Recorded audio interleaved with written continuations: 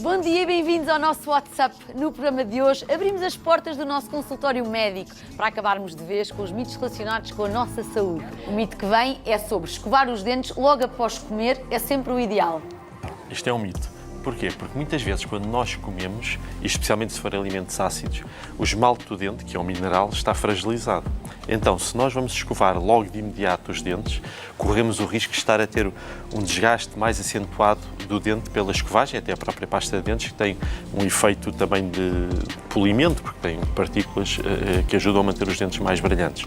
Então, normalmente o que é aconselhado é, depois de comer, lavar os dentes passado cerca de meia hora, 20 minutos a meia hora, é o ideal. Fomos enganados a vida inteira. Pronto, um bocadinho. A seguir ao almoço, a correr a lavar os dentes. Pronto, convém ter ali um tempo de espera. Obviamente, se não forem alimentos ácidos, não existe tanto esse risco. Mas se tivermos alimentos com maior acidez, é sempre importante ter mais cuidado nesse sentido. Obviamente que a escovagem mais importante é a da noite, antes de dormir. Muito importante é depois de lavar os dentes, não comer mais nada, nem beber, a não ser água. Porque nem chá? Depende do chá e depende daquilo que nós colocamos no chá. Claro. Se colocar doce, portanto, mel, açúcar, obviamente, e tem a ver com as manchas, porque o chá é altamente pigmentante. Então, aquilo que é aconselhável é ser a última coisa. Ser a última coisa. Claro. Lavar dentes de cama. Acabou. É o que eu faço com os meus filhos também. Mesmo. Outro mito também relacionado com os dentes é se as gengivas sangram ao passar fio dentário, devo parar de usá-lo. Obviamente também é um mito. Normalmente o sangramento gengival tem a ver com algo que se chama inflamação da gengiva, que é provocado por gengivite. Essa gengivite, em grande parte dos casos, é provocado por bactérias. Então, há dois motivos para que isso esteja a acontecer. Ou estamos a usar o fio de forma indevida, tipo empurramos e faz um efeito como se fosse de fisga e quando passa o espaço interdentário magoa a gengiva e sangra, ou estamos com uma gengivite, que é uma inflamação gengival, temos bactérias na zona gengival e que faz com que a gengiva sangre com facilidade. Obviamente, se nós deixamos de usar o fio, deixamos de eliminar essas bactérias e vamos agravar a situação. Mas nós estamos a massacrar mais quando estamos a sangrar? Se for utilizado devidamente, não. Tem que ser suave. De forma controlada, suave, normalmente fazer um movimento como se fosse de serrote, portanto ir entrando devagarinho para não ser o tal efeito de fisga, que é muito importante. Depois, o que é que vai acontecer se nós deixamos de usar e deixamos de ter uma boa higiene oral? Vamos agravar essa gengivite, a gengiva vai ficar pior.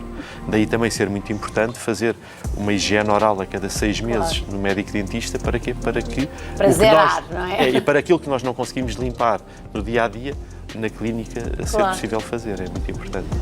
O stress afeta diretamente a saúde oral. Falamos aqui muito do stress. É verdade. O stress é o maior inimigo. O stress é inimigo de muita coisa. E, de facto, aquela famosa expressão stress mata, é verdade, porque há muitos problemas associados ao stress que implicam um risco acrescido de doenças gerais. Na parte da cavidade oral, isso acontece também, porque aumenta substancialmente o risco de bruxismo. Bruxismo não tem nada a ver com bruxas, tem a ver com ranger os dentes. Portanto, pessoas que estejam sujeitas a grandes níveis de stress têm uma tendência muito maior a ranger os dentes, especialmente à noite. E o que é que acontece? Implica com a destruição dos próprios dentes, começam a desgastar, implica com tensões musculares, porque o músculo masseter e o temporal, que são os músculos principalmente envolvidos nesta situação, ficam altamente hipertónicos, é como costumo dizer, ir ao ginásio todos os dias, que cada vez fazem mais força, e não só a destruição dentária cada vez é maior. E do próprio maxilar, das articulações. Era isso. A parte articular começa a sofrer também e toda a questão postural. Muitas vezes as pessoas com bruxismo têm muitas dores associadas no pescoço, nas costas, nos ombros, que têm a ver com o bruxismo. Eu já tive uma crise que achei que era uma otite, doía-me o ouvido e cheguei ao hospital e era da força da mordida. Porque pode ter a ver com isso, pode ter tido uma fase de maior stress naquela altura que a pessoa não se apercebe, durante a noite tem uma tensão muito maior, e há pessoas que é durante o dia, tem o clinch, que é o cerrar os dentes, e isto faz com que o músculo inflame. Mas as crianças, imagino, doutor, também têm muito bruxismo, se calhar não é o stress. Também tem a ver com stress. Tem? Tem, porque as crianças também têm stress. Não é como nós, mas têm stress escolar, têm o stress das alterações das rotinas, e isso para uma criança também envolve stress. Portanto, há muito bruxismo nas crianças. Muitas vezes o que acontece é que depois desaparece. Tem ali uma fase, muitas vezes dos 4 anos até aos 10, 11 anos e geralmente tem tendência a desaparecer. Mas é importante estar controlado porque senão vão destruir os dentes, não é? Isso é muito, muito importante. Claro que sim. A próxima pergunta. O bruxismo pode destruir dentes silenciosamente? Já está aqui. Voltámos a falar sobre isso. Exatamente. Exatamente. Muitas vezes, como a destruição do dente é lenta, as pessoas não têm aquele sinal de alerta de eu estou a ficar com os dentes estragados. É muito gradual. E quando é que as pessoas reparam nessa situação? Quando já é dramático, quando já tem o dente por metade e o nosso cérebro, que é muito plástico e vai se adaptando a estas alterações, de repente olhamos ao espelho, o que é que aconteceu aos dentes? São tão pequeninos e tem a ver com isso, tem a ver com um desgaste muito progressivo, muito silencioso muitas vezes. Podemos usar as boqueiras. Que se as goteiras, há dispositivos inibitórios de bruxismo, que são coisas mais específicas. A goteira geralmente é de proteção contra o bruxismo, portanto vai evitar que os dentes desgastem por relação mecânica. Sim. Existem alguns mecanismos inibitórios, por exemplo, pode-se utilizar botox intramuscular, sim, que reduz... Dentro da boca? Não, por fora. É dado nesta zona, no temporal, e isso o que vai fazer vai reduzir a tonicidade muscular e, consequentemente, a pessoa começa a ranger muito menos os dentes.